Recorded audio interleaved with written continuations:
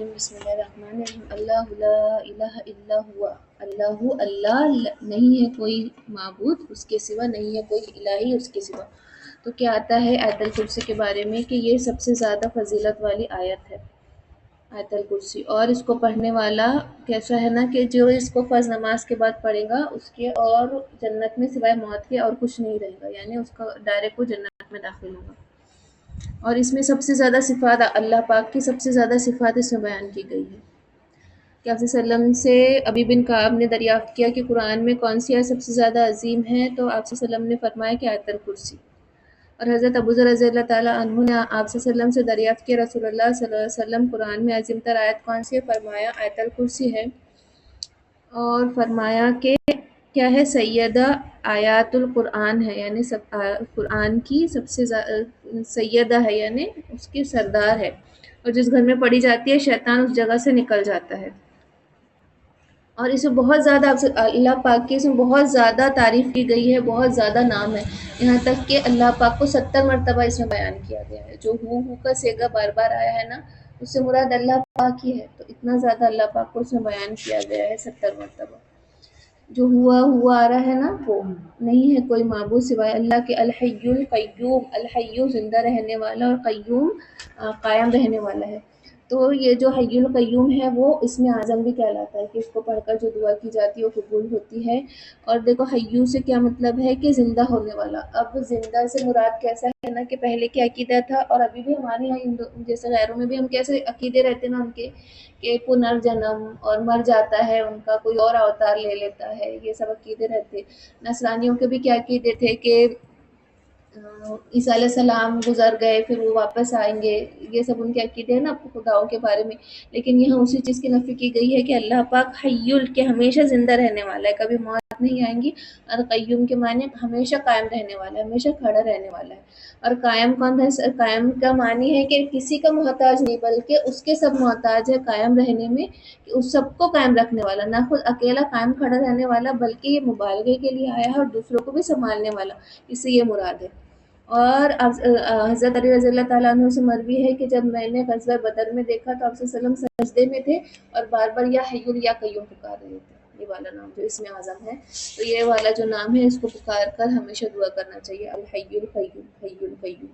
لا تأخذہ سنۃ ولا نوم، نہیں آتی ہے اس کو سنۃ اونگ اور نہ ہی نیند۔ اب ہمیں لگے گا کہ اب ہم ہمارے ذہن میں سوچیں گے کہ ہماری جو جیسے ہماری طبیعت ہے کہ کوئی انسان لگاتار کھڑا ہے، کوئی شخص، تو وہ کبھی نہ کبھی سوئیں گا، تھکیں گا اپنے کام سے، تو ہماری بھی جو ناقص عقل ہے تو وہ بھی یہ سوچ سکتی ہے کہ اللہ جب ہمیشہ قائم ہے، کھڑا ہے،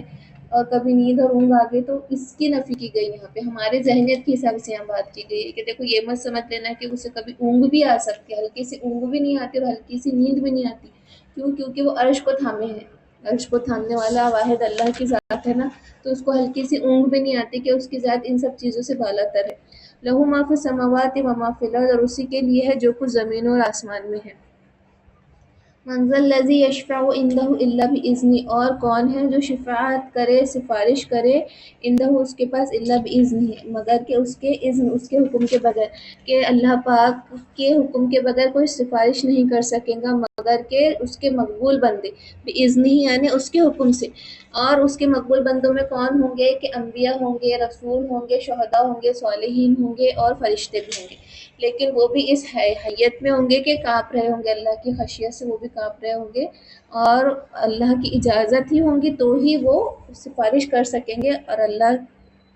کی اجازت کے بغیر سفارش کا بھی حق حاصل نہیں ہوگا۔ یعلم ما بین ایدیہم وما خلفہم، اور وہ جانتا ہے جو کچھ، یعلم ما بین ایدیہم وما خلفہم، اور وہ جانتا ہے جو کچھ اس کے آگے ہے اور جو کچھ اس کے پیچھے ہے، ہر چیز کا پیدا کرنے والا، تمام حالات کو جاننے والا یہاں مراد ہے۔ وَلَا يُحِيطُونَ بِشَيْءٍ مِّنْ عِلْمِهِ إِلَّا بِمَا شَاءَ، اور نہیں احاطہ کر سکتی کوئی بھی چیز مگر کہ اس کے علم سے، اور جس کو وہ چاہے تو علم دے دے۔ اور علم بھی کس کو دیتا ہے؟ وہ جس کو جتنا علم دینا چاہتا ہے اتنا ہی علم اس کو حاصل ہوتا ہے، کوئی اپنے اوپر زام کر کے علم بھی حاصل نہیں کر سکتا، کہ کسی کا علم دینے والا، فہم دینے والا، وہ بھی جس کو جتنا حصہ چاہے اتنا ہی وہ دیتا ہے، اور وہ بھی اس کے مرضی سے جس کو وہ چاہتا ہے۔ وسیع کرسیہ السماوات والارض، اور وسعت کی ہوئی ہے اس کی کرسی آسمان اور زمین میں۔ اب کرسی کے ہم معنی دیکھیں تو کرسی کیا چیز ہے کہ ہم جس پر نشست ہے، وہ جس پر وہ بیٹھا ہوا ہے، وہ مکان ہے، وہ عرش ہے۔ اور آپ صلی اللہ علیہ وسلم سے کرسی کی حقیقت پوچھی گئی تو کہا کہ تمہارے ساتھ تو آسمان اور زمین اس کرسی کے سامنے ایسے ہے جیسا کہ ایک بڑے سے صحرا میں ایک انگلی سے گول بنا دیا گیا۔ اس کرسی کے سامنے تمام زمین اور آسمان ایک میدان، بہت بڑا میدان ہے، اس میدان میں صرف ایک گول انگلی سے بنا دیا جائے، ایک چھکا ڈال دیا جائے، تو کرسی کے سامنے زمین اور آسمان کی یہ حقیقت ہے۔ کرسی اس قدر سمائی ہوئی ہے اللہ پاک کی کرسی، تو اس کا تصور بھی ہم نہیں کر سکتے، اور یہ ہمارے ذہن و گمان میں بھی نہیں آ سکتا کہ وہ کرسی کیا شے ہو سکتی۔ ولا يؤوده حفظهما وهو العلی العظیم، اور اس کو گرا نہیں گزرتا، اس کو بھاری نہیں ہوتا اس کی حفاظت، وہ اس کو ایسے تھامے ہوئے ہے کہ اس کی حفاظت سے اس کو فرق نہیں پڑتا، اس کا جو کام ہے وہ اس کو کبھی گرا نہیں گزرتا۔ وهو العلی العظیم، اور وہ بڑا برتر اور عظمت والا ہے۔ لا اکراہ فی الدین، اور نہیں ہے زبردستی دین میں، قد تبین الرشد من الغی، اور جبکہ ظاہر ہو چکا رشد گمراہی سے۔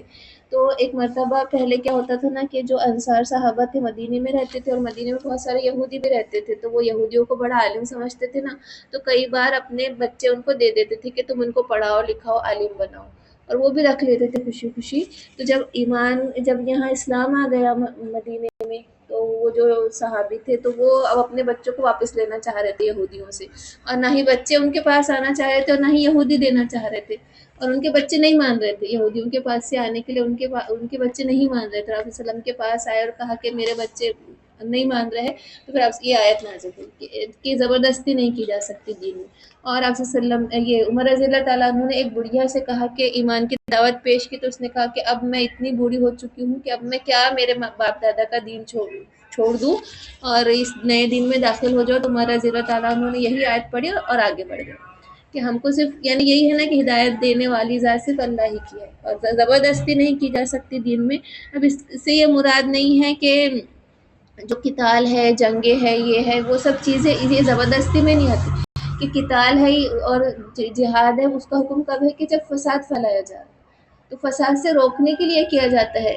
جو قتال کیا جاتا ہے، جہاد کیا جاتا ہے، ان کو مجبوراً ایمان قبول کرنے کے لیے نہیں کہا جاتا۔ جب قتال یا جدال بھی ہوتا ہے، جہاد بھی ہوتا ہے، تو مجبوراً ان سے دین نہیں قبول کروایا جاتا، بلکہ جب وہ فساد پر آ جاتے ہیں، اس فساد کو روکنے کے لیے جہاد کیا جاتا ہے، قتال کیا جاتا ہے، کہ اللہ تعالیٰ پسند نہیں کرتا فساد کرنے والوں کو۔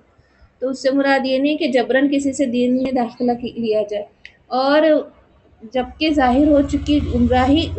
ظاہر ہو چکا رشد ہدایت گمراہی کے بدلے، ومن یکفر بالطاغوت، اور جو کوئی نہ مانے طاغوت، جو کوئی نہ مانے گمراہ کرنے والوں کو، اور جو ایمان لائے اللہ پر، فقد استمسک بالعروۃ الوثقی، تو اس نے ایک بہت ہی مضبوط حلقہ پکڑ لیا۔ اب مضبوط رسی کو تھام لینا کیسا ہے نا کہ اس کے ٹوٹنے کا ڈر نہیں، لا انفصام لہا، کہ وہ جو نہیں ٹوٹے گا، واللہ سمیع علیم، اور اللہ بڑا سننے والا اور جاننے والا ہے۔ مضبوط رسی کو پکڑ لینا جس میں ٹوٹنے کا ڈر نہیں، تو یہ کیا ہے؟ یہ اسلام ہے اور ایمان ہے، کہ ایمان میں داخل ہونے والا ایسا ہے گویا اس نے مضبوط رسی کو پکڑ لیا۔